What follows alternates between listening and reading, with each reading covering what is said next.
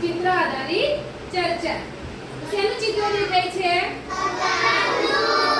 પતંગનું દેખાય છે. કોણ ચગાવે છે પતંગ?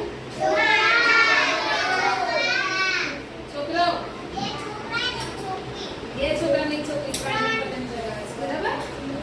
પછી ઘરની છત પર કોણ બેઠેલું દેખાય છે? વાંદરો દેખાય છે. પછી તમને પતંગ ચગાવવા ગમે છે? કેટલાને ગમે છે? આવડે છે ચગાવતા? બધાને આવડે છે? એમ ચગાવાય. તો તમે ક્યારે પતંગ ચગાવો છો? ઉત્તરાયણના દિવસે. ઉત્તરાયણમાં તહેવાર હોય ત્યારે પતંગ ચગાવીએ છીએ. પછી વાંદરો શું કરે છે? શું કરે છે? હસે છે. કેમ હસતો હશે વાંદરો? પતંગ જોઈ હસે છે ને?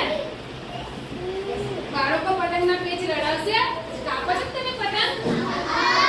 આ બાળકો પેચ રડાવશે કે નહીં રડાવે? ચિત્રમાં છોકરો શું બતાવે છે? આ છોકરો બકરી. આ રે બકરી. આ છોકરો બકરી બતાવે છે ને? દેખાય છે બકરી તમને? પતંગ જો વાંદરાના હાથમાં આવી જાય તો શું થાય? ફાડી નાખે. બરાબર. પછી એના સિવાય પતંગ સિવાય શું શું દેખાય છે ચિત્રમાં? કેટલા ઘર છે? ઘર દેખાય. એક ના બે ઘર. બરાબર. પછી એના સિવાય શું દેખાય છે? ટેબલ, આ પાટલી ગેસની. પછી બીજું શું દેખાય છે? બકરી, બકરીનો વાડો. પછી બીજું શું દેખાય છે? ઝાડ. કેટલા ઝાડ છે? 3 છે.